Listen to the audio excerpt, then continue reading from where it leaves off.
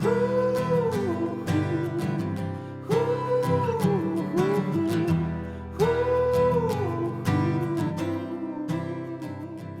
right. Hello, everyone. This is Robbie Cusick, and I am here with one of my newest, soon-to-be good friends, Blue. Um, how are you? Robbie, I'm doing great today, man. How are you? Good, good. Gosh, so many things I'd like to talk about. Yeah, I'm Um, excited. I have yeah, a question for you right off the oh, bat, though. good, good. Yeah, do it. Is your aunt going to be joining us? Oh, yeah, yeah. So she's always traveling and stuff. A lot of times she pipes in from other areas. She's here at the house, but I didn't tell her about she's kind of a bit much sometimes. Okay. So I kind of like secretly like hid away and hopefully it's fine, but I mean, I love her obviously, but um I just needed a little bit of separation this time. So no, no, she is not going to be joining us today. But Okay. that's funny that you asked that. Um, so I thought like just quick little background for well, first off, um, this is one of, I've only done a couple of these recordings. Podcast is totally new. I told a story about a law of attraction story, a true law of attraction story that happened to me. And a buddy of mine had a great suggestion. I've been running with it, and I've just been looking for people that would have great stories. I didn't even ask you whether or not you have any law of attraction stories, but I'm also looking for talking with just people that I feel like are inspiring, are offering something interesting to the world. I mean, we all are. We all are offering interesting things, but um, I met Blue about what, 2 months ago, 3 months Yeah, I ago? forget. Was it like June? I can't remember if it was, I feel like it was in June Was it in or June? in July. I don't remember. It wasn't too long ago. Yeah. So we're in the Asheville area, and we were at a Abraham Hicks conference. Is that what they call them? Conferences? I don't even know what they call them, right? Event, Seances. We were at an right? Hicks seance, and his wife was sitting next to us. We happened to Diana happened to my wife. I happened to strike up a conversation. Next thing we know, we're doing lunch together, talking, exchanging contacts, and I've been stalking Blue a little bit on the Twitch or the Twitter, not Twitter, TikTok, TikTok, TikTok. and it's funny. I have this light. I'll just change this once in a while. I'm in my son's room, and he's got Alexis. Alexis, make the light purple. I like that better. There you go. Yeah. So yeah, here we are. So yeah, Blue does a little bit of are they do you consider them readings? Boy, they're changing every day. It's one of those things where I find that it's really an ongoing experience for me. Just not necessarily learning, but it's like I keep exploring whatever it is that I'm doing because I honestly don't know what I'm doing. And what I chalk it up to at the end of the day is what I'm actively trying to do is just be in the space of creating what I want to be doing. So that's typically what I kind of guide myself by is like, what do I want to do today? And then I do that.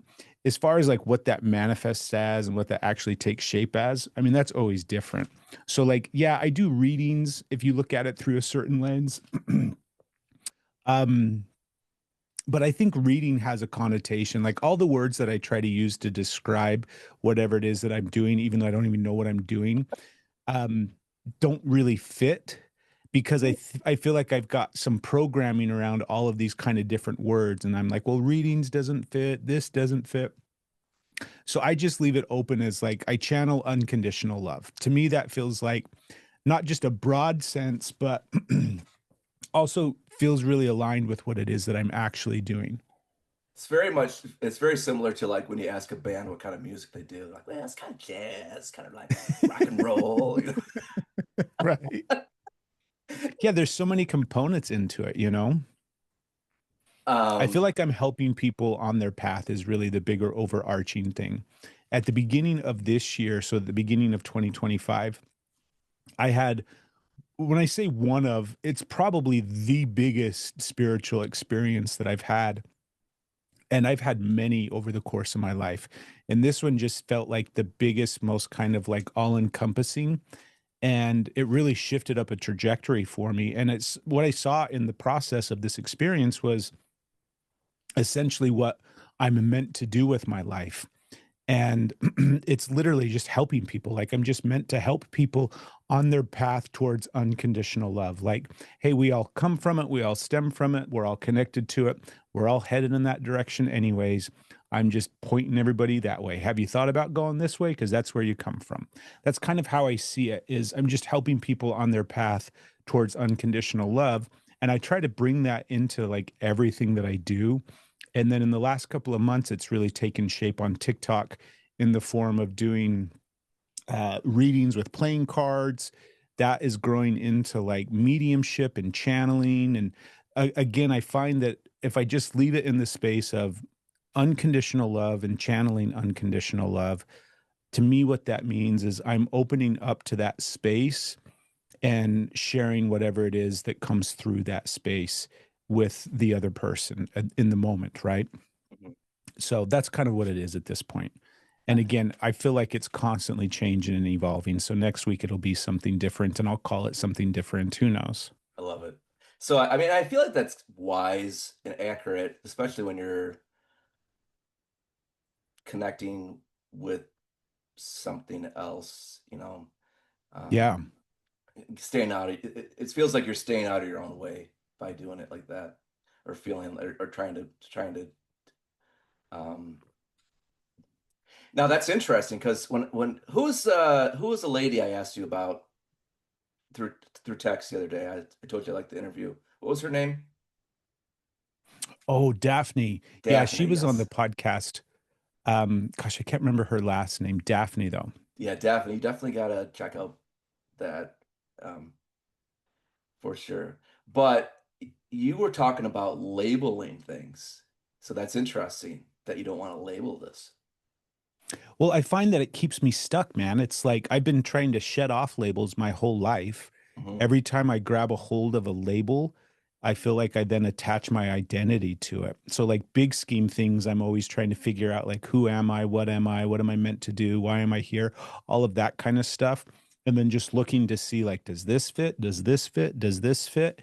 And everything that I experienced over the course of my whole life, I mean, things would fit and things would feel good, and I'm talking about like all things here, not just like the job, but a lot of times that's what it boils down to, right? We're labeled by like what we do, meaning what we make money at, what our profession is. But I'm talking all across the board, trying to figure out really just where I fit. And what I realized was every time I attached a label to it or called it something specifically, then it's like, cool, checked off that, on my to-do list. And now I'm not worried about that anymore. But because it never really spoke to me or really fit, like it kept me stuck in a box. And so now when I'm encountering things, I'm always looking at it through that lens of like, I mean, we were trying to describe whatever it is that I'm doing, right? It's like readings, psychic readings, mediumship, channeling. I don't care. It's more important to me that I know what I'm doing from the perspective of what it feels like to me. I feel like I'm in a space of connection with unconditional love and I'm trying to help people through that space and it seems to be working. People seem to get massive benefit from it and they're getting a lot of help and it's like seeming to do the thing that I want it to do, which is basically just help them on their path. Yeah. And so the less that I label things, the more I give myself space to create whatever it is that I want to create without any sort of parameters. Does that make sense? Yeah. Do you have any examples of like labeling something that you wish you wouldn't have labeled, or do you have any examples of something like that? I mean, I go big, big with it sometimes. And I mean, my big, big thing is constantly trying to understand what it is that I am. Like my current working model, and that's kind of like the term that I've been using this year is this is what I'm currently working with, right? Yeah. Is that I'm an avatar. I'm inhabiting this thing. It's all virtual reality. I'm completely creating everything. So it's like I've labeled all of these things that I've been trying to understand in regards to like why we're here and what's the meaning of life and what the hell all this thing is about. And that's the current version of what I'm labeling it as, is my physical body is just this avatar that I'm inhabiting. I'm really not even here. This is all just a projection. And that has shifted and changed. And that's the other thing that I had to learn, at least for myself, was if I held on to these ideas for too long, they just again became traps for me. And so I have to let stuff go in order to think, create, experience, whatever we want to call it, new things. And that, in essence, is what is helping me to continue to expand and evolve and grow. And so I'm really just like, I question everything. I'm like, okay, am I even real? What is real? Why are we here? Like, I'm calling myself a man. What's a man? What's a woman? What's a human? All of these things. Do you know what I mean? Yeah, that's interesting. So I like doing all of that all the time. And I find that I also just have to really ground in basic things that make me feel good. Yeah. So it's like, relaxing, calm, connection with people that I care about, basic, simple things. Because otherwise, I just get lost in that part too, where I'm trying to solve the mysteries of the universe and not doing anything. Um, and I don't really understand. I've only heard pieces of it, and I'm sure I'm going to goof it up, and maybe you understand the whole idea better. Um, but I've been hearing different things about this, like you said, avatar, virtual reality of Hmm. something. Can you explain to me what the fuck they're talking about? Well, I'll give you my understanding of it and how I'm working with it right now. Okay. And I think that that's an important thing to kind of make note of, is the way that I see all things in essence is we're constantly in this state of evolution, whether we think of it or not, right? We're For sure. taking in information and then we're creating based off of that information that we're dealing with. And so as of late, I've gotten more information in regards to what potentially this whole thing is. Because at the end of the day, I think we're all just interpreting this unknown thing through our lived experience and our lenses, right? Yeah. So when I tap in and I connect to consciousness, to source, to whatever that thing is that we all call different things and have a different relationship with, my understanding of it at this point is I see the physical reality side of things, meaning this world and what we think is physical, like we're sitting here Mhm. talking to each other and blah blah blah, right? That's the physical reality side of things, and then like source reality side of things. Very different. And physical reality is just the illusion. Really, everything is source reality, everything is consciousness. And so we create this experience, we meaning the singular consciousness that we all are, creates the illusion that this physical reality exists so that we can continue to gather and collect more data. Like Abraham talks about it as sifting and sorting, Mhm. where we have to sift through our lived experiences to understand what we want. So we're constantly just sifting and sorting. Want this, don't want this, want this, don't want this. So I see that very much as we create this experience, and I don't think we created it meaning like in the literal sense.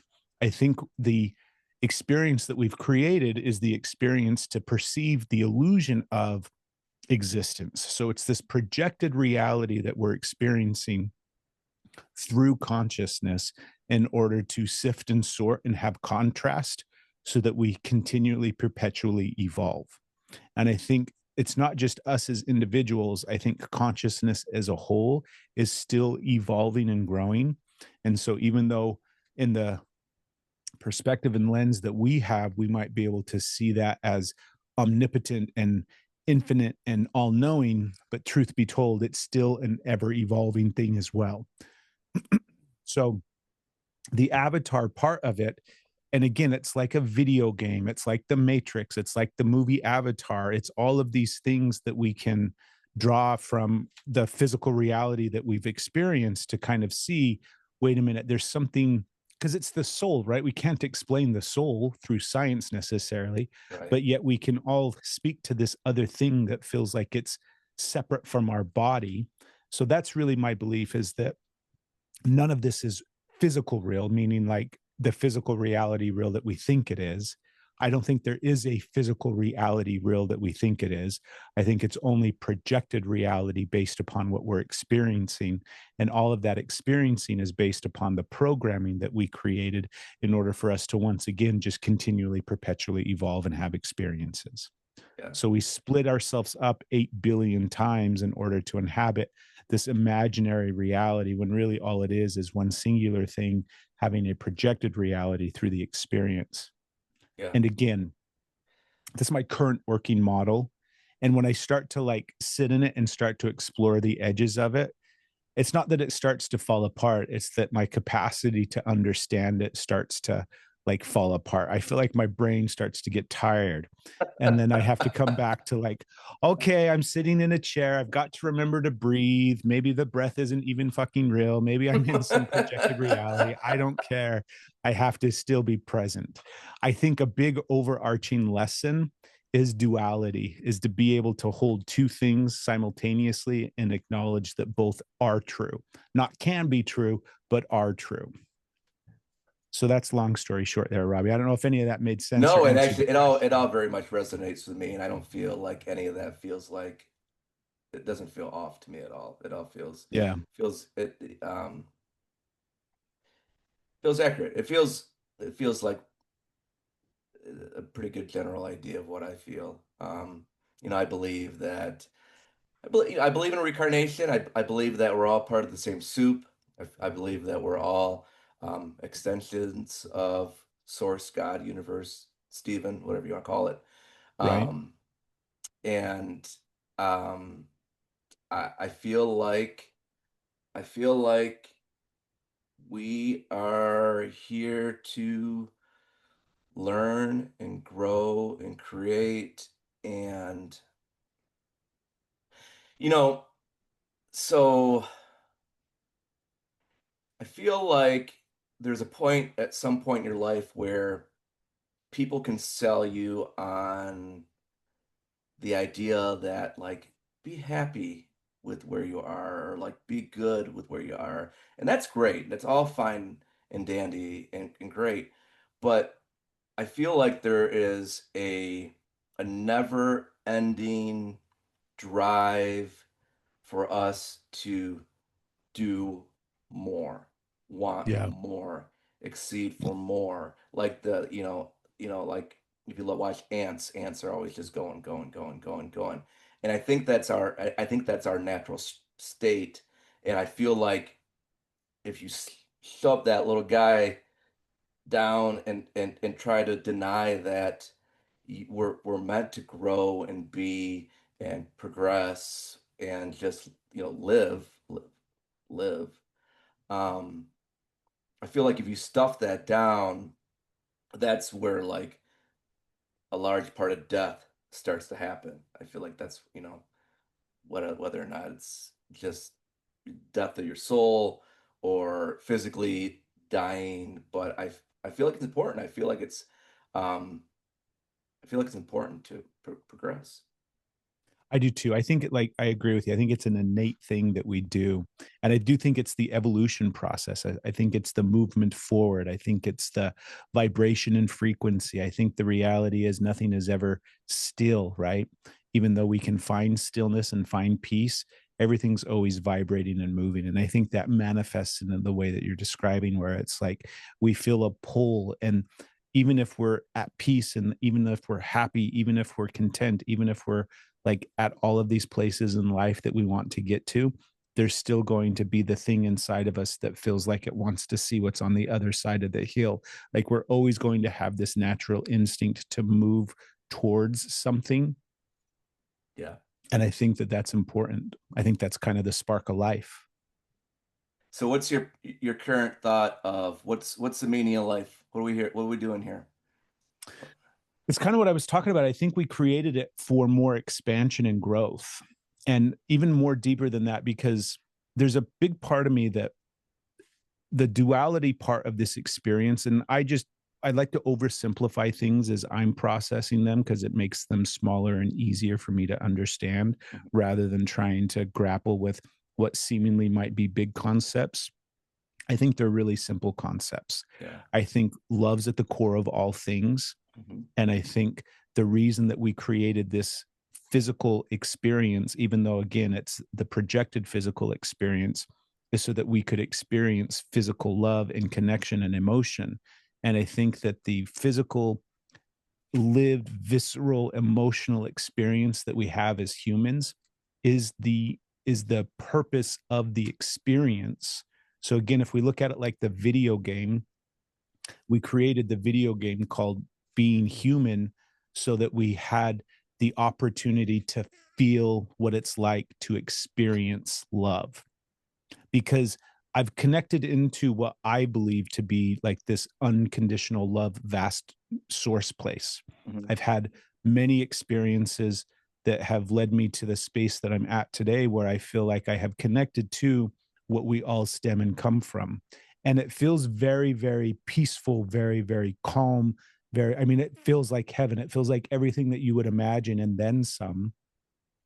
And I think that existing in that state all the time is just like anything else has its limits. And I think that there's a component to that that needs this.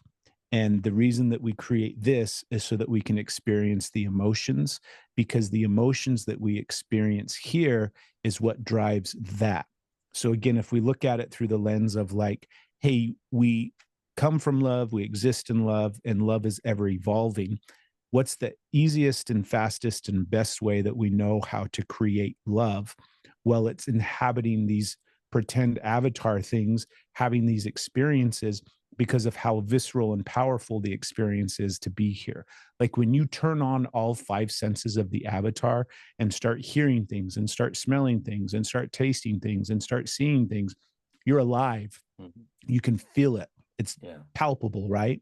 Yeah. And then when you connect with another person, suddenly you've got two things vibrating and connecting together and engaging emotionally. And I think that that is the secret sauce there. I think it's the connection and I think it's the love. And I do think that the only purpose of it is for more connection and more love. It's just the beautiful cycle of evolution and growth that keeps expanding and growing. And I think that in order to have contrast, we not created fear, but the illusion of disconnect from the thing is what creates all fear and lack and self abandonment and all that big wounds that we struggle with. And that I think was by design as well. Because again, we have to have the illusion that we're separate from the thing so that we have a pull to go towards the thing. And in the process of doing that, we're experiencing all of these experiences. And again, think about we can pretend like relationships aren't important, but it's what everybody's thinking about and talking about and experiencing and focused on. We're all thinking about, talking about, and experienced and focused on relationships with other people. Even when we try to just think about ourselves or just focus on ourselves, even the person that like goes and I'm going to separate myself from society and go live in the woods in the mountains and I'm going to be all by myself. Well, that person is still in relationship with the people that they're not in relationship with. That was so We're accurate. always going to be thinking about And the they people they that were yeah, they made the relationship worse than ever, right? Because they're just right. like living this recycled memory over and over again and about something that the other person probably moved on from. Like this, like Exactly. you're in your own head. I mean, what's your wife So leaves for it's a like, week and you're in your own I head. think It's at just the like, core of yeah. it, it's the meaning.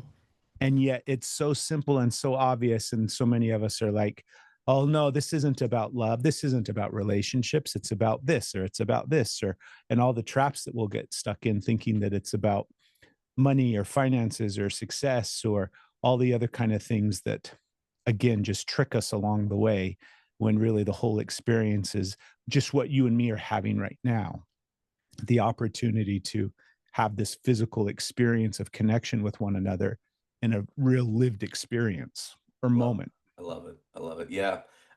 After my little manifesting experience, and listening to Esther, I really feel like the secret to life is caring more about how you feel than anything else. Like I think that's it. I think that's as easy as it gets is putting putting how you feel first. And it sounds easy, but it's hard as fuck because what does that mean? It means like it means um avoiding arguments. You start caring about how other people feel, so you start getting away from like sarcasm that might make them feel icky inside, which is, I love sarcasm. It's really hard for me to not, Right. like and being like that, it just and it's when you practice putting the way you feel before everything else, um you it's the process is difficult because you have to let go of stuff. And also, when you have that magnifying glass on it, it's like, especially when you like feel really good and you know that you felt really good and now I feel bad, and you're focusing on why am I feeling bad? Like what am I like what is this thing? It's almost worse. It's like once you realize how good you can feel, and that's the reason, like that's the goal to a good life, is caring more about how you feel. It almost hurts worse to like experience that until you get, I feel like I'm getting better and better at it. Um, I can relate to that for sure. I feel like like it's almost like I know too much at times. Like there's some times where I feel like because I'm aware of certain things, then I am experiencing things in a more fuller way, where it's like I have too much knowledge about something and now I'm I'm experiencing the experience in a more fuller way. I don't know if that makes sense or not, but what you were saying I can definitely relate to. yeah. So a couple of different places I'd like to hop to. I definitely want to hear the story of what happened earlier this year. You said you had a life-changing story, but I also want to go back and kind of do a little timeline of like your life up to this point, because I think it's really interesting where I think you came from, because it doesn't totally like it's not usually the typical route, I wouldn't think. Yeah. We can get into that. So wherever you want to go, let's go. Okay.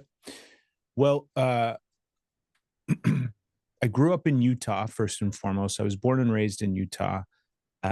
Grew up in a small church, not a small church, a small town. Very much, I mean, if you're familiar with Utah at all, or if anybody knows anything about Utah, usually the very first thing they talk about is the Mormon church, Hmm. because that's the main connection with that state. And I was very much like born and raised in a very small Mormon community, and grew up in that church, grew up in that religion. Didn't have a big role in my life for the most part, other than this was like the thing that we had to go do on Sundays. We weren't very active otherwise. Uh, Definitely going for like the community aspect of it. you guys went every Sunday? Um, yes and no. And then at some point it was like, why are we doing this anymore? And we just stopped going. Hmm. So it wasn't like a super big role in my life, other than the community at large was all, not just predominantly. I mean, it was like, do you know what I mean? You could say safely that like the vast majority of the town was all Mormon, just like the state itself. So that integration of that culture into the overarching kind of whole society as a whole there had massive impact on me. Did you know there was like, I just heard a comedian talking about this about growing up Baptist, um, and how like he had no idea that you could even like not believe in Jesus or not believe in God, any of that. Was that Right. like was that it? Like whatever you. I mean, I had vague understanding that there were like other religions because my dad was Catholic, Mm, but we never did anything else. We never focused on anything else. We never really looked at anything else. It was an option to not be like, do you know what I mean? We didn't have to believe in this. Like again, it wasn't like religion was a thing in our house at all. It was just the sole thing that we did because my mom grew up in the same town in the same religion, so I think she's just behaving out of habit that we go to church on Sunday because you're part of the community, and that's also like where all community events take place. And do you know what I mean? So if you have friends and whatnot in the community, that's where you meet them and everybody does stuff. It's very much just a huge religious community, even though we weren't religious at all, Was there only if that one makes sense. church or? No, there's like 40. I mean, Oh yeah, yeah, there's yeah. Okay. I didn't think for so, this, but the way you, yeah, okay. yeah, Yeah, yeah. for the small town that I grew up in, I mean, I could go through the list and count them, but there was one, two, three, four, like at least 10 churches all Yeah. within this small community Is this to like meet, 20,000 people? it was less than that. Like growing up, it was less than 10,000. Oh yeah. Now That's it's probably closer to 15 or 20. But, anyways, I grew up in Utah, grew up in this small town Mormon community. Two older brothers. Mom and dad got divorced when I was 14. I mean, there's so many different kind of like experiences in childhood that I've had to go back and not just reflect on, but really integrate and heal. A huge chunk of what's taken place for me in the last 10 years is exactly that, is really reflecting on and healing things from childhood. So I had a certain perspective and lens on my childhood for the vast majority of my life. And over the past 10 years, that's just slowly shifted and changed. And I've been able to see how all of the experiences from my childhood that I had um, locked away, that I hadn't addressed or hadn't looked at, or some I wasn't even aware of because I had survived the experience and had to dissociate and all sorts of different things, all the traumas and abuses and things like that, um, shaped and molded how I was experiencing my life. Did you have tough But parents? what's that? Did you have tough parents? Um, I didn't. My dad had a weird job where he wasn't home half the week. He worked at the military base out there, and so we lived kind of like these weird lives where we lived a certain way when he was gone, and then we lived a certain way when he was home. He wasn't abusive in the sense of like overly physically abusive, but by and large, the biggest thing that he gave me in regards to like the detrimental part of having him as my father was just not being there, just a lot of neglect and not being there, even though he was there. So when they got divorced, he very much was out of my life. And I mean, I was 14 years old, and I rarely would see him. It would be every so often he would come by, like on his way home from work, and we'd go to a movie or something like that. And then, Was it easier um, when they got divorced? I mean, there was a part of me that definitely thought things were easier for sure. Yeah. There was a Yeah. big part of me when I was, because I was 14. My oldest brother was, I can't remember if he was just graduated or he was going from like high school and going to college. So he's right in that age range. It definitely felt like everything was easier after that. But I also see that time period again, looking back, as just like one of the most, I don't want to say like, it was a very impactful time period for me when they got divorced because of how much kind of chaos it brought to my life and instability when I really needed stability. So going into high school and then all of my teenage years were really kind of wild and reckless. And I had, when I say a lot of freedom, I basically had all the freedom to do whatever it is that I wanted to do. Because Well, luckily for, you didn't have that male figure to kind of not be at all. afraid of or keep you in line type of thing. Well, I mean, I love that that's what you described as the male figure, our fathers that are supposed to keep like scare us and keep us in line, right? I mean, my father didn't, so but Right? yeah, he Like wasn't I definitely hate not that a that tough. that's the program. He What I wasn't a wish tough I would have man. had, Robbie, Okay. was the loving father that brought stability and comfort and safety and love. And no, I didn't have any of that. Yeah, yeah. Didn't have somebody there scaring me or somebody there loving me. So big missed out there. But then I just had this really toxic, enmeshed, codependent relationship with my mom that I had zero awareness of until way later in life. And so that created a lot of issues for me that I have been unpacking my whole life. I got married when I was, Were you a mama's boy? yes, but again, like Yeah, I think like the level of codependency was something that I was completely unaware of. Yeah. Do you know what I mean? Like so codependent and enmeshed with her that I couldn't even see it. So that was one of the things that had to change. Got married when I was in I can't remember if I was 19 or 20 exactly how old I was when I got married. But immediately High school sweetheart. no, she was somebody that I met. I was a waiter at a Cracker Barrel actually, and she started a few months after me, and she had a 6 month old when I met her. And so she immediately, like when we got together, we basically just immediately started living together. And I started raising her daughter as my own. And Hmm. we eventually got married. I adopted her. So I basically, I was like 19, I think, when we met. I don't remember how old I was. I was way too young, Robbie. I was way too young for sure. But immediately just went into the state of like having a 6 month old. We got married, had a second child. She got a really good job at the post office. So I spent like the first 5, 6 years of being a dad, my early 20s as a stay at home dad, raising my two daughters. And I really loved that time period for a Oh, bunch of different reasons. you had a daughter with her? Well, we had a daughter together, yeah, Okay, okay, after we got married. okay. And I loved that spot in life because it was just really beautiful to get that time with my kids and that close experience of being able to like be there every day and all. I did all the fun stuff, like helped in school, volunteered, took them on field trips, carpooled, I was like the stay-at-home dad because she was working full-time as at the post office. And you were cool with I, that at a young age. I was very cool with it. Um, it wasn't hard for me to do. I really gravitated towards it.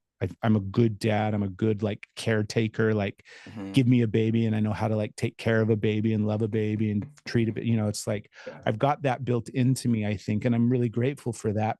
But then there was also this other side of me that's like, in their early 20s and wanting to do all the things that we like, wanting to live the life of what we would want to live at 20 and 25. And so Yeah. my 20s were that first relationship and that first marriage. It eventually ended. And during that time period, we moved and, all those other kind of things from the town that we were living in. And then we moved back out to Grantsville, where I was originally born and raised. And 25. I don't remember exactly. I was in my late 20s. Yeah. Yeah, I moved back out there probably around 26 or 27.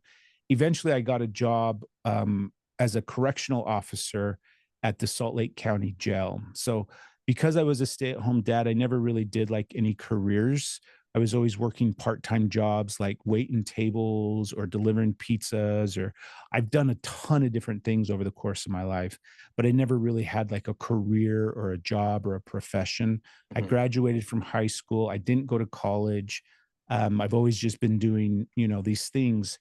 And so when this job came up, I thought it was going to be a good career. I thought I'd have all the things that good jobs give us, like 401ks and health insurance and all that kind of stuff. And at the time, I was working at a magnesium plant, just driving around delivering parts to the different, places. Very non-starter job, but it was a sweet gig if you were like didn't have a life and have something to do. And I wanted to do something. So I started this job as a correctional officer, having zero awareness of what it was going to really look like. And it was a huge life-changing moment for me because not only was I suddenly like inside the Salt Lake County jail next to the prison is the biggest correctional facility in the state of Utah because it's Salt Lake County. So it's not only the county seat, but it's the biggest area. So it's where everybody's coming to the Salt Lake County jail. So it was a huge facility. And I spent 2.5 years there as a correctional What kind of officer. training do you need to be like? Do they toss you in there like two No, weeks? luckily they don't. Here's your Yeah. mallet.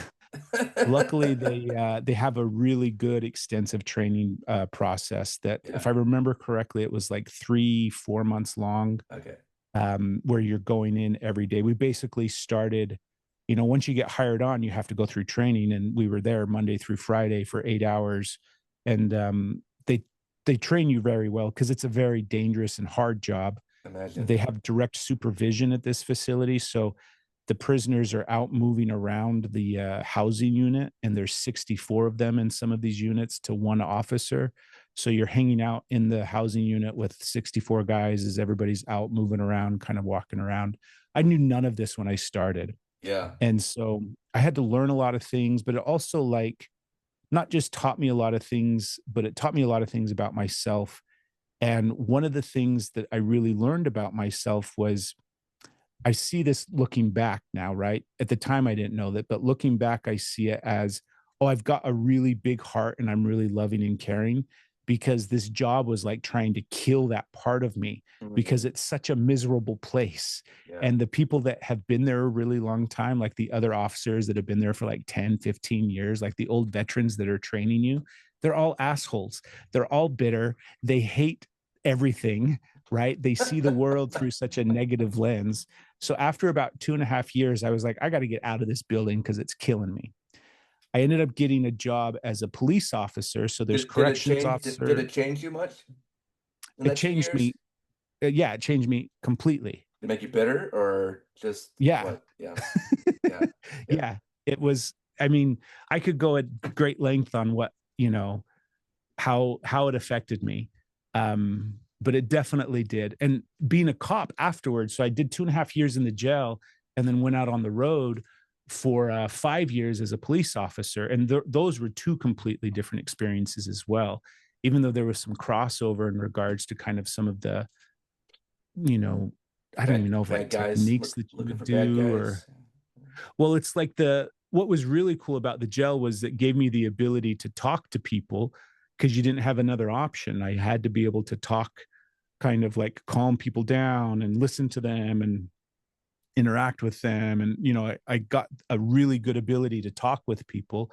And that's the other thing that you do a lot as a police officer is you just have to go out and talk to everybody. Do you know what I mean? You don't have another option. If you were to take being around people like that and you were like to label or slap something on like on the masses, what drives those people? Um, the way that I see it today, the way that I started to see it back then, and the way that I truly feel like what's happened is it's, I mean, there's two kind of components and ways to look at it, but I see things really simply through the lens of like emotional maturity. I think that's a way to kind of sum it up. And when we don't have all of our needs met, we have to learn how to meet those needs however we can. And when we come from really unsafe environments, the ways that we get our needs met tend to be really messed up. Mhm. And so I see it really as not just a mental health. I think mental health is representative of emotional health.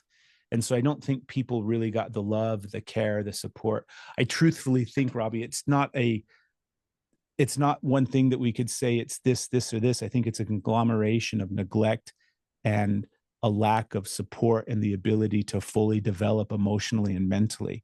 Because, I mean, you experience it, I experience it. There's times where I get upset or triggered or something sets me off and I behave like I'm 7 years old. Mhm. I'm behaving like I'm a child, right? I don't have the capacity to bring all of my full emotional mental awareness to the moment because I'm activated in the moment. And when we don't have the ability to do that, we stay in those activated states from when we were children. So that's why we make decisions like we were children. That's why we lash out and react. That's why we, again, soothe and cope. I mean, all of my coping mechanisms from childhood, I still have today, right? I self soothe with like food, dopamine, adrenaline, like all of these things that I use in order to try to just make my nervous system feel calm. So I Mhm. really think that it's a mental health and an emotional health thing.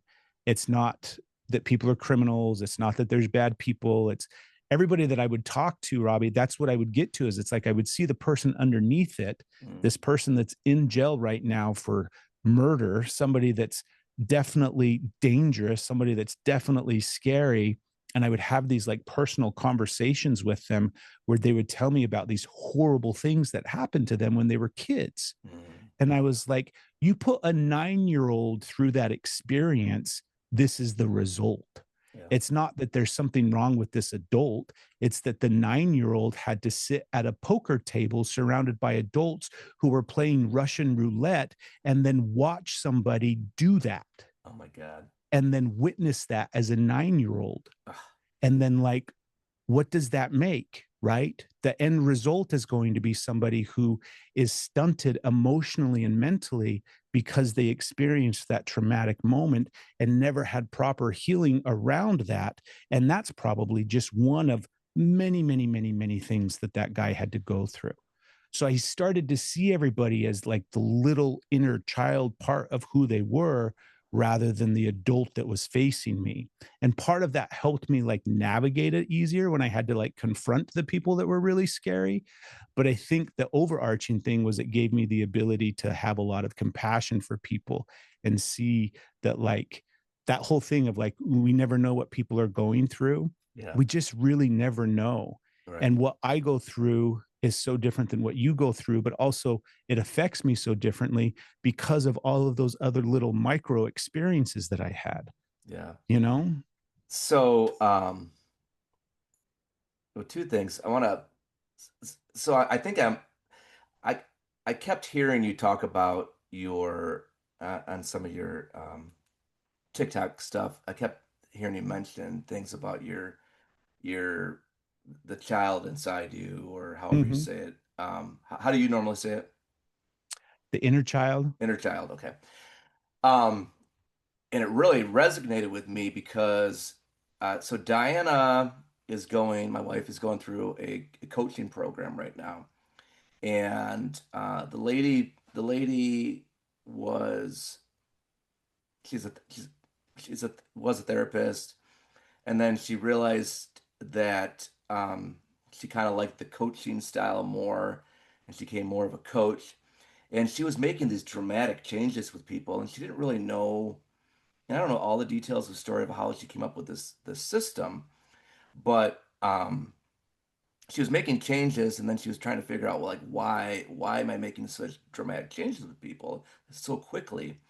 And it's her program. She's got a book out. It's called I can't think of her name. It's Michelle something, but the program is called The Adult Chair.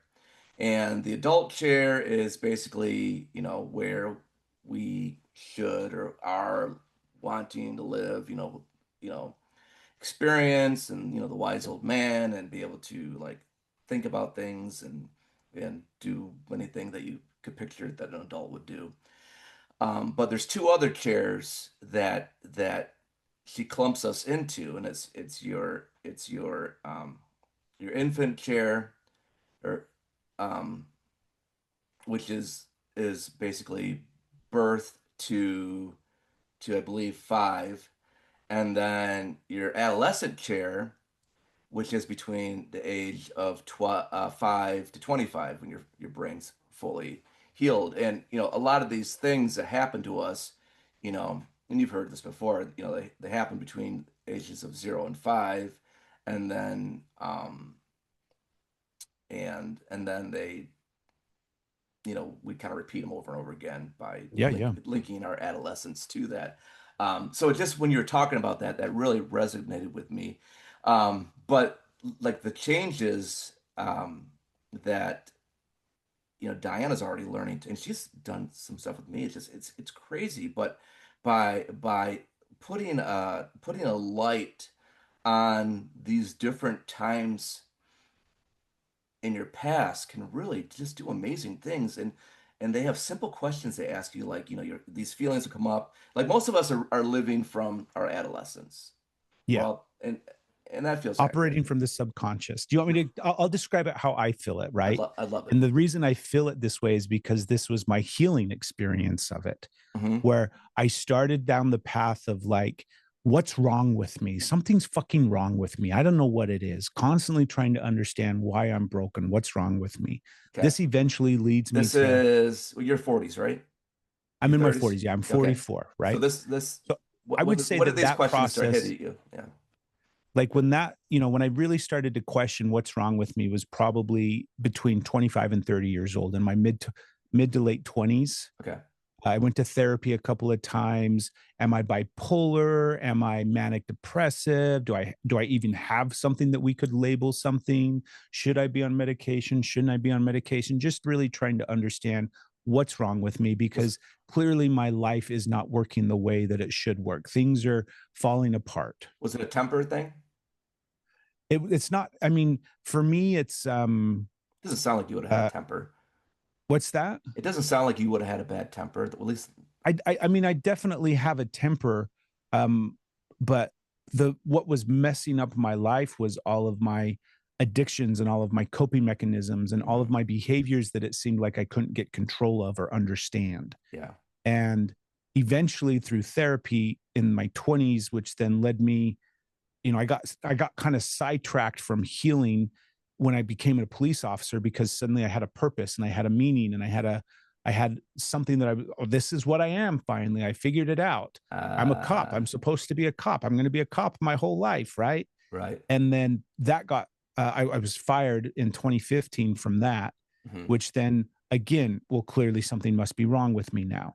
So I eventually get to this spot where I'm unpacking and peeling back the layers. And very much like you say, right? It takes me to childhood. It takes me to this spot where it's like, okay, it seems like I keep coming up with these memories or these experiences in childhood that are sticking out to me, like something might be here, something might be here.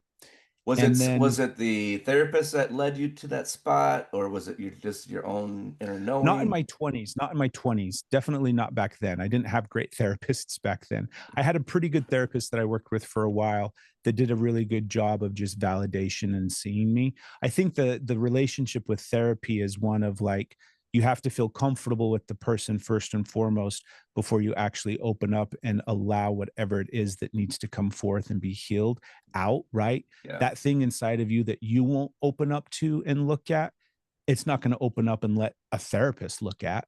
So we have to feel safe with somebody else first and foremost. And so a lot of what I think good therapists do is spend a lot of time just validating the experience of what you've gone through, because that's what's needed, I think, for us to first feel safe. We have to feel seen and validated. And then finally, we can feel vulnerable and show you parts of ourselves.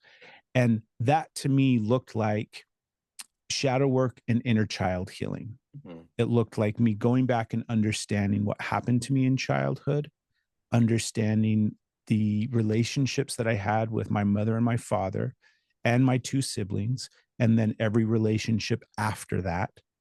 And along the way, I found a lot of trauma and a lot of, it's not even traumas that I had repressed, it was recognizing the experience as a traumatic experience. And trauma gets used a lot right now. And there's this like dance back and forth when we pull these words forth, and people want to be like, well, this is trauma, as this is trauma, and this is trauma, and this is trauma. And we'll hear people talking about, well, we can't label everything trauma. And then we start judging how people are labeling, all this. I say, fuck off, everybody. I'll call it whatever the fuck I want, because this is my life and this is my experience. So I experienced a lot of traumas in my life that I didn't realize were traumas. I thought were Well, normal. and it's I like, thought it was okay, Robbie, for my brothers to beat the shit out of me. yeah, there you go. Right? I thought Yeah. that's what brothers do. I didn't realize that the reason my brothers were beating the shit out of me was because we had terrible examples for how to deal with anything emotional or stressful. And we lived in a house that was packed full of emotion and stress and chaos. Yeah. And so, of course, the outlet becomes violence, because that's all that we see displayed, right? We're going to shut emotions off because that's what dad shows us to do, until they build up and come out and lashing out against things. So, like, my dad would break things and hit things, not necessarily us, but like the dresser or the cabinet.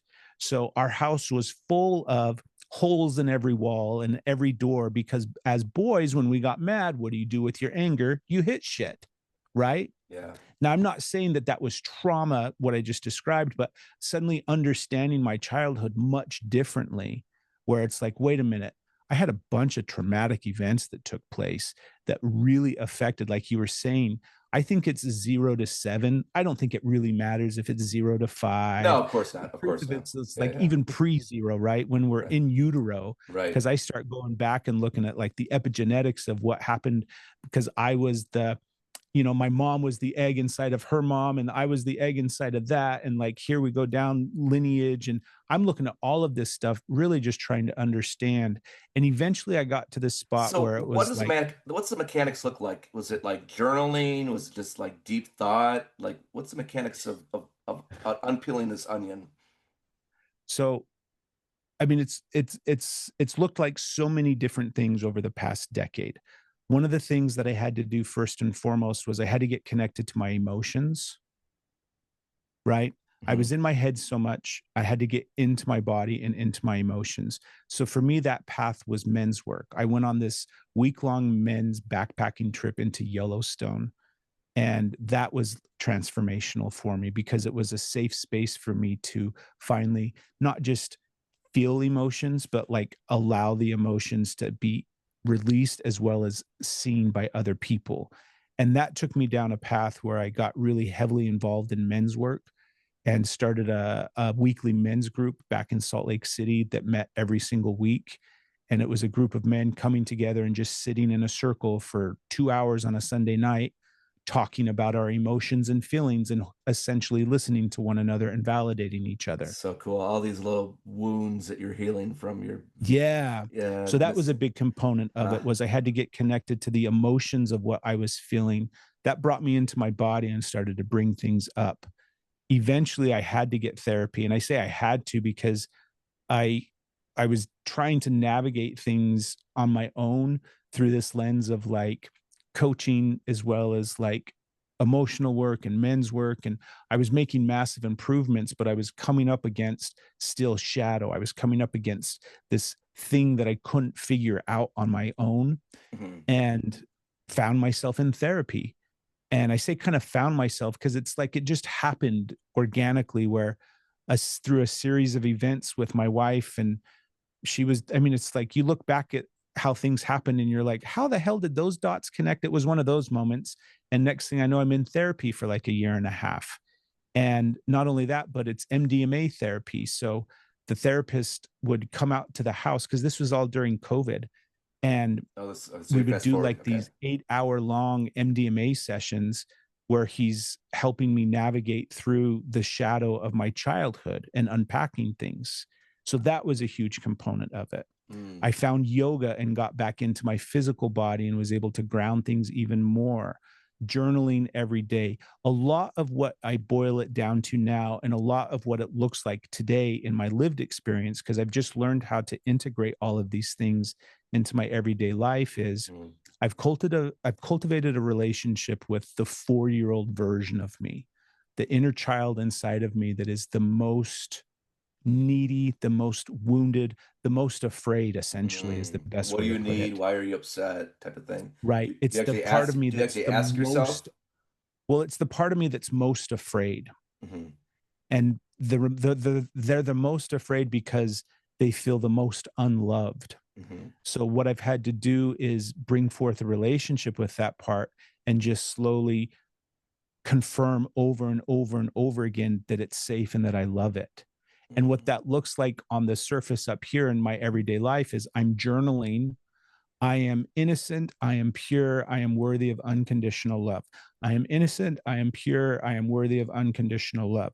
And so for 2 years, I would journal these mantras, these statements, So where cool. every single day it would be like these phrases that I would write out over and over and over again. It was like 2 full pages of all of these statements that I would write out because I was reprogramming all of the counters to all of that.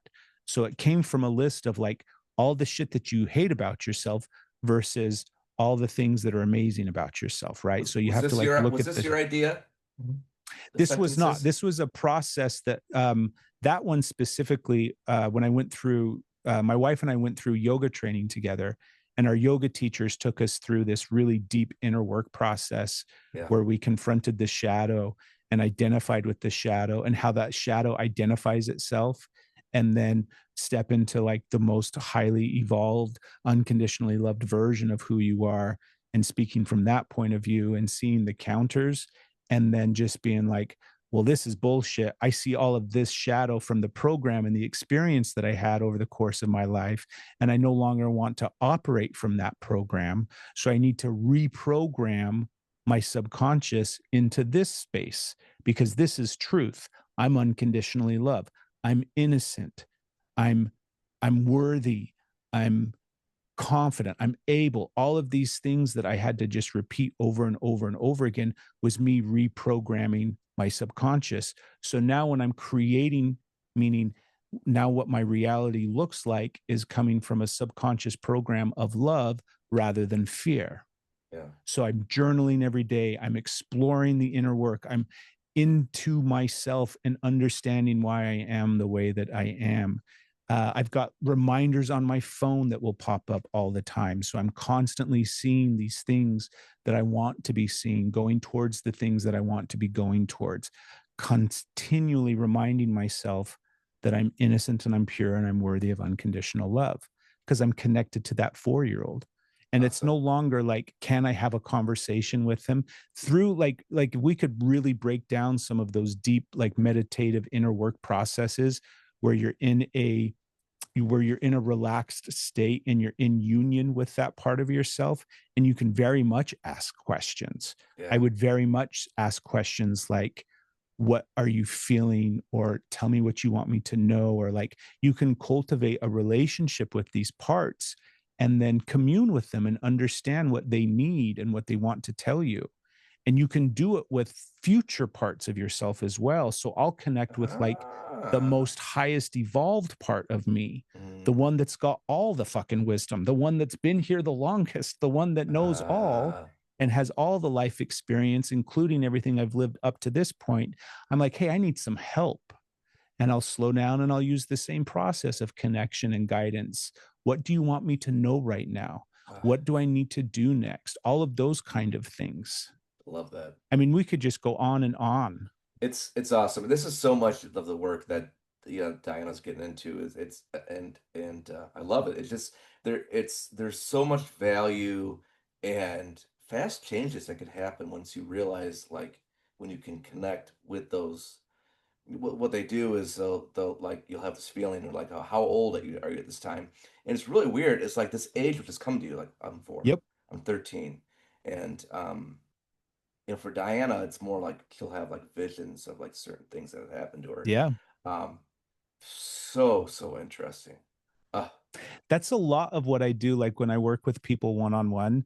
Because again, it's like when you see me on TikTok, I'm kind of doing a bunch of different things, and there's a part of it that has to, and I say has to, it doesn't have to, but, like, TikTok is this whole platform and this whole thing, right? Like, so I'm kind of participating in the kinda like the show. carnival that TikTok is, right? Yeah. This, And yeah. then when somebody comes and has a one-on-one session with me, really what I'm hoping we accomplish is that they get to receive whatever the message is from unconditional love for them.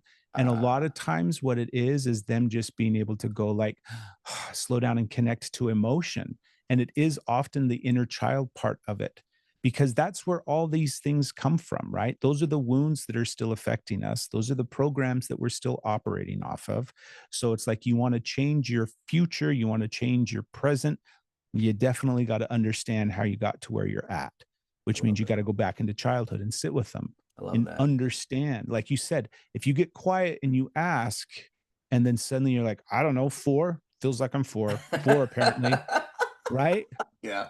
It's so strange. And that's the same experience that I have when I channel is I'll just get quiet and listen. And suddenly I'm like, I don't know. I had one today, Robbie, that was so freaking weird. It was like describing to me this big like wedding celebration with dancing, and it showed me like this whole entire scene. Like you get this image and this idea, and then you get the totality of all of it. And suddenly I Is have it this really words? Is it thought? Is it like blocks of thought, like Abraham says? Is it it pictures? can be a lot of different things, and it comes in a lot of different ways.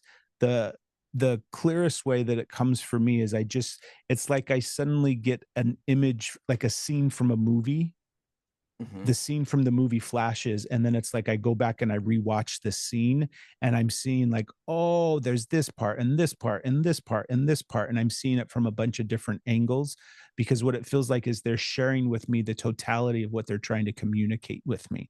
So I have to get outside of the idea of like, okay, we're very clearly talking about a wedding, and okay, it's very much got wooden floors. Okay, there's definitely red tablecloths. Sometimes it's very deliberate like that, but the Yeah. majority of the time it's like trying, like if I was going to describe to you Christmas, it would be so much easier for me to just send you like the snapshot image of Christmas that has everything in it: the music, the sound, the joy, the smells, the Christmas, the wrapping paper, the trees, the lights. Here's everything all at once for you to absorb, right? Here's a wave of information for you to sink into, rather than me trying to be like, okay, there's this thing called Christmas. And, anyways, it's on December 25th. And hold on a minute. Let me describe to you, there's these presents, right? But don't forget about Santa Claus. Did I mention that there's singing, right? It's much easier to just go, here's the information, and you receive it. Yeah. And it's crazy when you just open up to receive what can come. But for me, you have to be in that quiet place. You have to be connected to love. You have to be in your body. If Yeah. I'm in my head, it doesn't work. Same thing with inner child work. If I'm trying to connect with my inner child, but I'm too much in my head, I'm going to bring all my fears up. I'm going to bring my doubts up. I'm going to bring all the questioning up. Yeah. I don't have the ability to go to the spot where the knowingness is. Like you said, I just knew that it was four. I'm four. I don't know where that came from. That's from the body telling you. That's the sensation inside resonating. That's the knowingness part that we all have. Yeah. Do you ever find yourself like thinking that you're gonna go on and do it, and then you're like, I'm just too cranial right now. I can't. Mm-hmm. Hmm. Mm-hmm. I Yeah. have to be very cognitive of like, what I find is that if I'm not doing what I want to do, then it doesn't really work. And Hmm. sometimes I'll force myself to do things that I don't want to do, Yeah. and then it just doesn't really work, right? We all have that experience. And I'll do the same thing where I feel obligated to go on TikTok because there's this community that's been cultivated there where I feel like I have an obligation to show up for these people because they keep showing up for me. And it's this really cool thing, but it also sparks my codependency wound, which means I'm going to overgive. I'm going to prioritize myself last. I'm going to try to do everything to show that I'm worth something so that I'm lovable, right? So I have to Yeah. balance all of that at the same time. And it just really boils down to where if I'm doing something that I don't really want to be doing in the moment, and that's important. It's not to say I don't want to be on TikTok doing what I'm doing, just not in the moment. And the Yeah. truth of it is because I'm tired, because Yeah. I've been doing it too much, because I've kind of like, I've got to relax and I've got to have balance. And that's the biggest game for me right now is how do I balance all of the things that I want to do? I It don't is. look at things anymore like what I have to do. I'm getting rid of the things that I have to do, and I'm just looking at the things that I want to do. But there's a lot of things that I want to do, but at the same time, balance, of course, right? It's so true. Yeah. Yeah. Me and Diana are just flooded with things that we want to do right now. It's just like, okay, Right? just calm down. Like I'm getting to the point, Robbie, where there's not enough hours in the day. I I'm like, there's know. so I much stuff know. that I want to do and I'm excited by. I know. And then I Like, just have to get real still with like, okay, it's like, what do I really want to do in this moment? right. And Want to do. it's such a powerful thing to help guide you and lead you where you want to be. And I love it. So, okay, I love the little timeline. My OCD, ADHD, I don't know. I bounced around because my ADHD, and then now I got to go back to my OCD and all the different labels. But okay, so we were progressing from you were in the jail, and now you're becoming a police officer. Yeah, I mean, let's just go up to like therapy in the 20s in 2020. Okay. So therapy really cracked me open and changed everything. It readdressed all the childhood wounds that I didn't know I had and just made me truthfully change everything. So in 2021 was like the culmination of all of that therapy work. And then, no, it was in 2022. Sorry, it was in like January of 2022. Um, and then we moved from Utah in December of that same year, and we've been in Tennessee ever since. Yeah. And that was a really, really big life changing event. It wasn't, I mean, It in some ways it was, yeah, just moving from one state to another, but what it emotionally was, what it physically was, what it spiritually was, it was just this really massive shift and change. And ever since being out here in Tennessee, everything has been trusting that sensation and that pull in the gut and leaning in when I hear it. And even when it's really, really scary, still just trusting it, still just trusting it, still just trusting it. Because I feel like it brought us here to Tennessee. And I say us, I mean, it's me and my wife. We've got 4 kids. Our 3 oldest are still back in Utah. They're all either married or in relationships and doing their whole thing, right? Yeah. And our son is 19. But when we moved here, he was, oh gosh, he was going into his junior year in high school. So he kind of had a shit deal because, that's a terrible time to kind of try to move across the country and make new Yeah. friends, right? As you're kind of 15. getting ready to, Yeah. yeah, 15, 16, getting ready to graduate. Um, but it really just changed everything. It opened up new opportunities for us, but it also created a space for me to finally feel truly safe enough to just heal. And that's what I found was really, really necessary was my nervous system has been so activated since childhood that when my nervous system finally just starts to relax and calm down, I don't trust it. So I've been creating chaos my whole life because my nervous system is regulated at a really high state. And moving here to Tennessee, it's allowed it to really just calm and relax. Mhm. And in doing so, it's opened up the opportunity for me Leaving to, that hustle and bustle that you had in Utah, kind of thing. it's not just the hustle and bustle, it's like the I mean, there was so much stuff there that we were in constant relationship with. Yeah. My wife also grew up in the same area, so we both grew up in this same small county. She grew up in an even smaller town than I did. Like, we've navigated this area of the country, the world, the globe, pretty much our entire life, and had so much shit there. Yeah. With so many different things and so many different experiences and so much traumas and so much stuff. And to be free from all of it was just like, it felt weird to go to like Walmart because there was no chance at all of me running into anybody.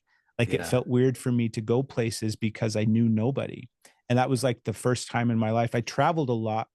I had a job where I was out traveling around installing float tanks after I was a police officer. So I traveled all over the country, but to be somewhere, living somewhere, fully knowing that, like, I don't know anybody here was super trippy. And, anyways, this also brought up all sorts of different things for our relationship, all sorts of different things for our relationships with our kids and with our family. Obviously, lots of shit to deal with and process in this move, as well as as well as the years after the fact. And last year was a really, really difficult year. My wife's husband, not husband, father passed away in last year, like the 1 year anniversary was just recently. Yeah. And that was obviously a big shift in our life and a big deal. And there was a big, I mean, we had to fly back to Utah, and it was just a huge, huge year emotionally for so many different reasons. Yeah. And towards the end of last year, I was getting very, very dark in my space. Like, because I'm so aware of my emotional state, I'm also aware of when I get like really dark emotionally and get really lost in my shadow and really in despair and fear and chaos. And towards the end of the year, it was starting to get really, really bad. And I was starting to feel really, really not just afraid of like it wasn't suicidal ideation, it wasn't suicidal thoughts. It was getting to the spots where it was just all the hopelessness and just being in some of those spaces where, who cares anymore. Did your And father-in-law trigger that? Dying? no, I mean, not him. Uh, that was just a catalyst in her life, but obviously because because we're so connected to each other and everything, it was a huge shift in my life as well. And Yeah. it also just, I mean, it just changed everything. Not that specifically. I'm not saying that was the cause of it, but that was a big part. Like, that was a big drop in the ocean. And here I was like a year later dealing with the ramifications of that, right? Yeah. And at the end of 2024, I had this, I don't even know, like I've tried to explain it so many different ways and so many different times. I mean, it was just like this massive spiritual experience Hmm. where it felt like I had a not just an out of body experience, because I've had out of body experiences, I've had astral experiences, I've had a lot of spiritual experiences. This to me felt like I very much died, even though it wasn't like an, I don't describe it like a near death experience, because I like not only believe in near death experiences, but I think that those are a unique thing unto itself as well. Hmm. But it felt to me like I completely left this reality and went to the other reality. And when I was in the other reality, that space of unconditional love, I felt something that I had never felt before.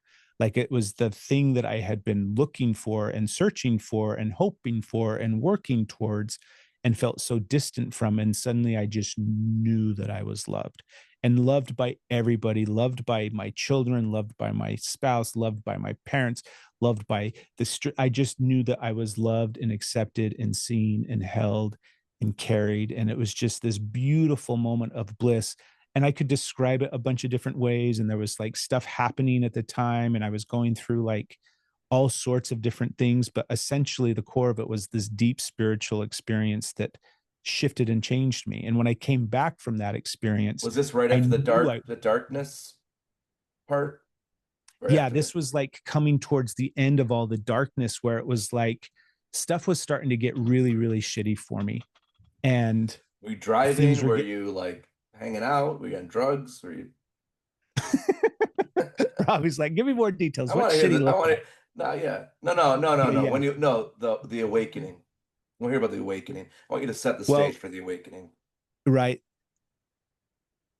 At the end of last year, because we were so financially depleted that having to arrange for everything, and like she went back to Utah to deal with everything in regards to her dad's death and everything like that. At the time, we were like trying to figure out.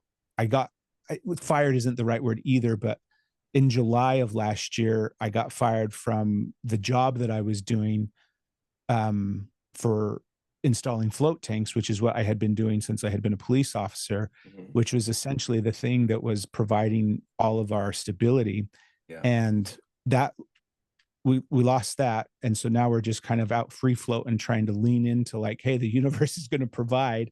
And what the universe provided was just more pain and struggle and disconnect and strife. And so like while she's in Utah trying to deal with everything that she's got to deal with over there, I'm back here trying to like figure out how we're going to keep paying for our house and doing what we're doing. And at the time we were door dashing, and so I'm out door dashing for like 8 to 10 hours a day trying to come up with funds, on top of like trying to do everything else that we're doing at the time with like podcasting and all the stuff that we were doing in conjunction with what we were building out and creating. So I just got to the spot where I was not just pulled in so many different directions, but it felt like everything was like falling apart. Uh-huh. And it had already been such a big emotional process of moving to Tennessee. That same year, our son graduated from high school. We flew out all of our daughters from Utah, and they all came out for like a week. So we got to celebrate together and had a really beautiful experience. So it was just like this massive roller coaster year of emotions. Hmm. And for me, when I get really dark in my despair and in depression, yeah, addiction gets real heavy for me.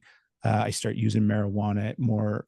I don't smoke. I use syrup, like I've got it fine tuned to where I know how to like use my little syrup the way that I need to use it. Pancakes or So something.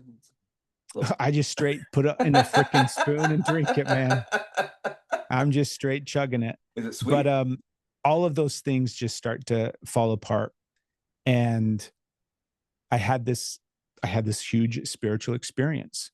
And after having that experience, I had this dream that was like, it wasn't, dream's not the right word because it's not a dream.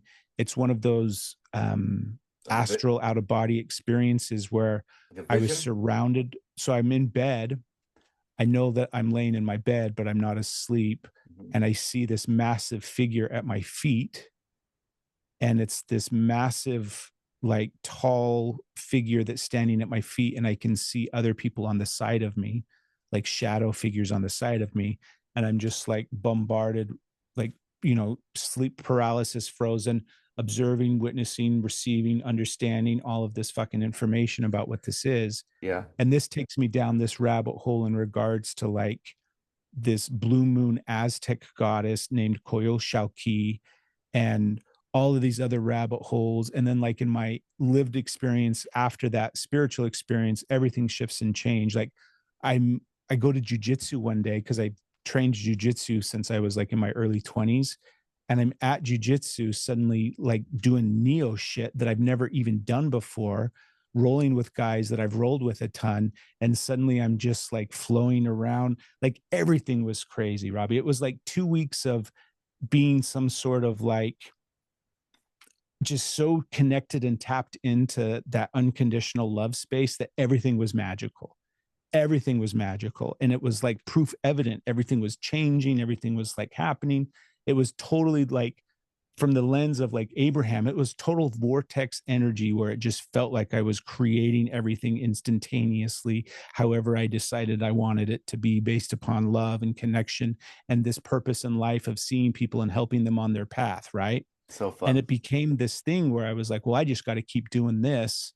And that just kept unfolding and unfolding and unfolding. And along the way, it meant I had to continually go towards what do I want to do. So, like, I let go of it. I had a podcast that I was doing with a buddy of mine at the beginning of the year that was like, we were almost 30 episodes in and it was really like taking off and doing really well. And I was just like, I can't do this anymore. So I had to let that go. I had to let this go. I had all these things in my life that I just had to set down in order to bring forth what I'm doing now, which is what feels very much like the capacity for with which this is happening. I'm channeling and connecting to this thing in an effort to just bring forth this energy to help people because very much what it feels like I'm supposed to be doing because of that whole experience. Is It's that been when you crazy. started? Is that when you started talking to dead people? No, that's the I've been doing that my whole life now that I can see that I've been doing that, if that Mm, makes sense. yeah. Now that I have awareness of what's happening, I'm like, oh, that's funny because I've been channeling my whole life. Yeah. And I use that term because that's the one that fits the most for me, but I also see a lot of what I thought was mediumship or talking to dead people or connecting with source or all of these other things that people will describe stuff as. I just feel like it's a channel that I'm tuning into Mm, and receiving information from, and it feels like telepathy because I don't know if you've listened to the telepathy tapes. It's this amazing podcast. I don't know if we've mm-mm. ever talked about it. I'm surprised No. I didn't like tell you. As soon as I meet people after about 5 minutes, I'm like, so anyways, let's talk about the telepathy tapes. I'm surprised that with the amount of time that we hung out that weekend, I'm surprised I didn't bring it up. But anyways, that's a whole other rabbit hole. But it's just like I have awareness now what it feels like I'm doing when I'm connecting to consciousness. Yeah. And that's what it feels like is I'm just channeling. I'm receiving information and sharing information. And I have to be very clear in my body and connection so that I can be a clear channel and communicate what I'm receiving. But that's what I feel like it is. And then it just is whatever I want to like dial that frequency into. It's kind of like we can frequency shift it into where direction we want to go to. So do I want to talk to dead people? Sure, let's dial into that frequency. Do I want to go over here? Like I've had pets come through sometimes. Like it's just interesting how it exists. And I'm really just having massive awareness now because this is the thing that I've truthfully, if I'm honest, Robbie, I can see how this has been the space that I've been operating from my whole life, just didn't have awareness of it because all the times that we make decisions and choices and we have this like, man, I don't know, I just decided to do this thing instead of that thing. I think that's us in that flow, trusting even though we don't think that we are. Do you know what I mean? I think we're constantly in that state. We just don't have awareness of it. And for me now, I just feel like I'm bringing more and more and more and more cognitive awareness to it. And I feel like a um, lot of us are. I think all of us are connected, even though yeah, we're not tuned in to. yeah. Yeah, the whole collective consciousness thing and the one consciousness thing, I mean, that's what I fully subscribe to, and that's when I just, like that for me is, like, the fastest rabbit hole to get myself tied up in, because I'm just like, okay, we're all one consciousness. I'm having thoughts. Wait, they're not my thoughts. They're our thoughts. Wait, they're not our thoughts. They're your thoughts. Wait, they're not your thoughts. They're my thoughts. Wait, whose thoughts are these thoughts that I'm having? I just get lost in it. But that's what I believe. I believe we're just one shared experience continually reflecting itself back and forth to one another so that we can continually evolve in love. So is Blue happy now? So happy, man. So happy. The happiest that I've ever been, to be honest with you. And I've Mm. It's so funny because I always tell my wife, like my wife and I will have these like funny moments where I'm like, I think this is the best I've ever felt before. Like I'm constantly having these moments where I like, I know I've said it before, but I think I'm the happiest that I've ever been before. Like it really truthfully feels like I'm so at peace with who I am and so in love with my life in a way that I don't feel like I've ever experienced before. So I'm pretty grateful for that. It's so exciting. It's just like it's what I like dream to inspire for everybody. It's just like Right. live you, man. Live that connection with yourself. And what is what's your mom think of all this stuff? I don't really have a relationship with her anymore. No? No, no. I decided to cut off connection with her No. in order to heal that part of me. Yeah, And that's a common route. Yeah. yeah, Yeah. Yeah. yeah. So I don't have much of a connection with her anymore. Yeah. So your wife has this cool upgraded version of you now around the house. Very much so. Yeah. Yeah, she's seen all the sides of me. That's the cool thing is we've been together almost 14 years now, and it's like how many versions of us are we going to get to meet, because she's met a couple of versions already and this is the latest iteration, and it very much feels like I'm still in evolution, like I'm not done becoming whatever the hell it is that I'm becoming, and I don't think any of us are, Of course not. you Yeah. know. Yeah. So Are it's just are exciting to get to watch it. let's- are you still talking about traveling? Doing some Yeah, traveling what it's stuff? feeling like for me is uh I'm really feeling pulled to go on tour. Like I want to go on the road and take the experience of what I'm creating on TikTok into the lived reality. I want to go on tour and share this experience with people. And so right now I'm really exploring kind of what that looks like and feels like. I've got a really good sense of what I'm creating, even though I kind of don't know what I'm creating. I have to constantly get into the space and see what fits and what doesn't fit. And I've been really surprised at what the community on TikTok allows to be kind of created, because people are just showing up and they're really bringing themselves to that space. And so it's not long before I feel like, okay, suddenly there's a group of people that are all not just like into what I'm doing, because what I'm doing is I just feel like I'm showing up there creating whatever I'm creating, right? So I've really brought them along for the journey of it because I don't know where it's going. I'm just trusting that wherever I'm going is what I'm supposed to be doing. And that's what it feels like I'm being pulled to, is I want to start doing this in public, in big events and in theaters. I want to take this and create an evening with Blue Flower. And so that's a lot of what's happening right now. So that does very much look like travel, which is I'm excited for. Is that bringing people up and talking to them? Yeah, Maybe? what it's looking like right now, because it's like this ever evolving thing. I'm doing a live gallery event at the end of this month on Zoom. So it'll be a different thing from similar to what I'm doing on TikTok, but more in a like a controlled environment with 40 people. So I open it up for 40 people. It's a paid thing. It's only $25, but it's giving people a different experience than, because TikTok has its own experience. Like we said, it's like a carnival that you're showing up to, right? Yeah. And so I'm excited for that. So what it's going to feel like is I'll channel, but it's definitely feeling like every time I feel like I'm trying to explain it through a different lens, I have to bring it back to, oh, it's just unconditional love. Yeah. So coming to an event and an experience where you get to be in the room with unconditional love being channeled. And so people will come up and receive something. I don't quite like, I'm feeling out exactly what it is. And again, every time I'm like, oh, this is what it's going to look like. I'm like, that's not quite it. Oh, this is what it's going to look like. I'm like, that's not quite it. I can feel the overarching thing. Like I can feel the energy of it. It's crazy as it's been like manifesting and being created inside of me over the last couple of months. It's just been really amazing. But that's what I feel like we're being pulled towards. I feel like that's where we're headed.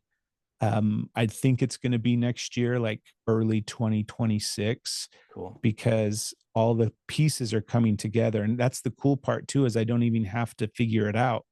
I just have set the intention and I'm in the space, and all I got to do is go towards what I want and what I'm creating. And the next thing I know, floating down the river by me is the thing that I need for the next thing. And here's the thing that I need for the next thing. And so that's what's been happening. And I'm like, cool. Apparently, this is the direction that I'm going in. Oh, it's so fun. That is so fun. Uh, Yeah, it's a lot of fun. I'm really enjoying it. yeah, that's insane. So, two daughters gone, 19 year. Who's the other? You have one more daughter? That's Yeah, we've got 4 kids together. So when my wife and I got married, I had two and she had two. yeah. So together we've got 3 girls and our son. What's the other girl doing? She older? The one that's Yeah, here they're well, our missing? youngest is 19. Yeah, So our oldest is 26. that's a And girl. then yeah, all girls. And then our son is the 19-year-old. 19, yeah. Very cool. Very Yeah. cool. Very cool. Hold on one sec. I gotta go pee real quick. I'll be right back. Be Okay. real fast.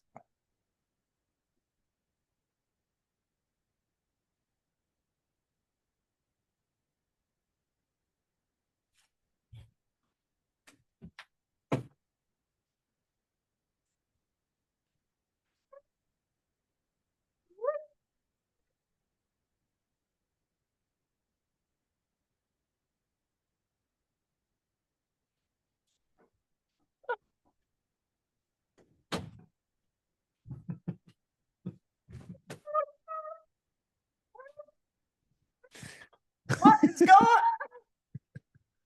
It's Blue? What is up? Robby, my great nephew, he had to go to the bathroom. I'm not sure if it's number one or number two. He's Yeah, he's he always mentioned in you were there a long staying there. He time. Yeah. mentioned that you were staying with He them for a minute. didn't even tell me this was going on. I just saw him and he's like, just stay out of there. And I was like, that was an invitation for me. And I was like, oh, what is going on? My makeup is just a mess today. That's what's I was playing with the dog upstairs and he was licking. I think he just messed up my I saw what are we doing here? Your name's Blue, huh?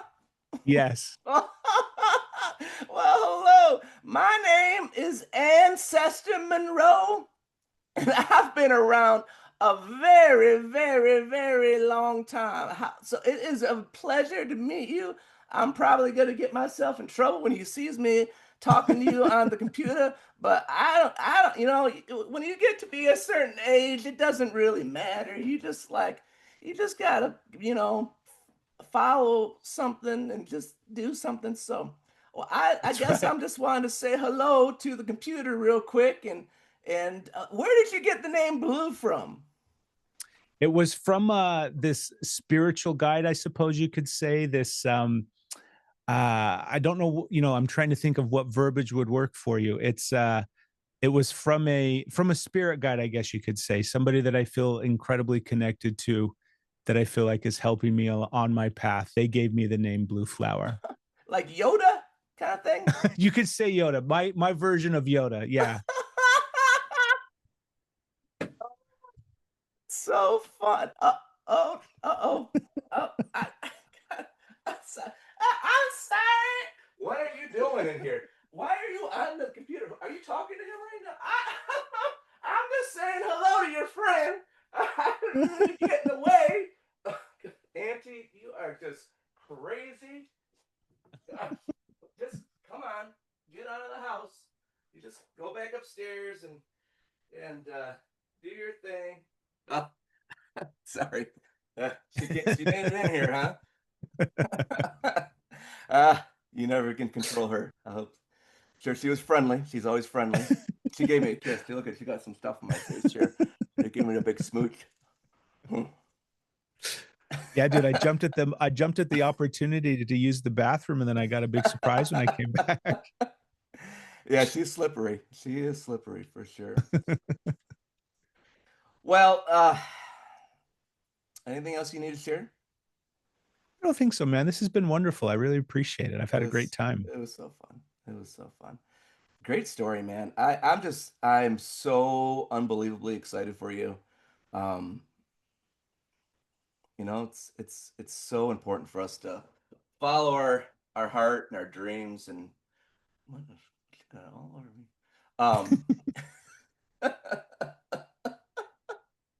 Um, yeah.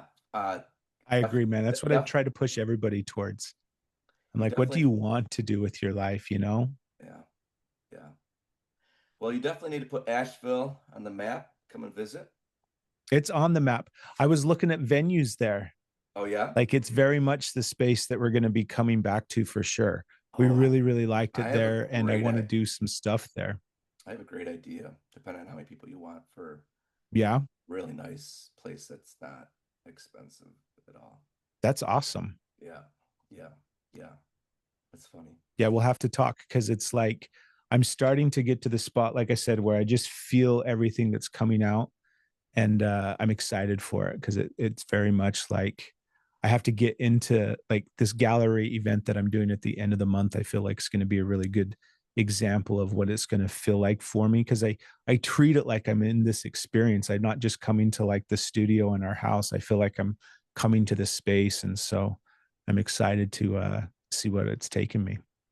Awesome.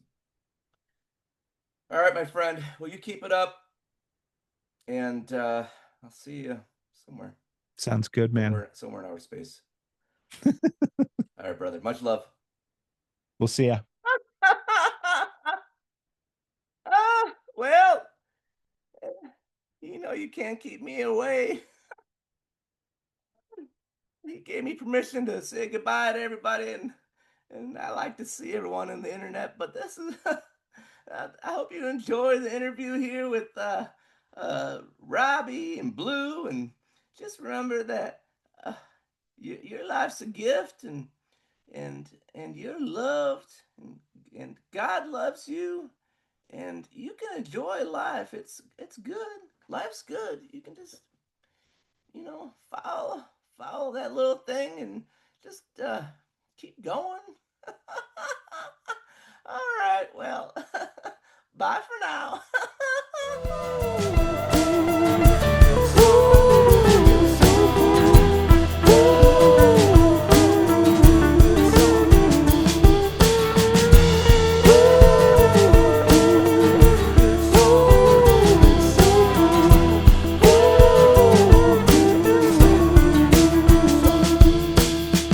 Did I write you a really good song? I hope I wrote you a really good song now. Just a really good song, a really good song for you.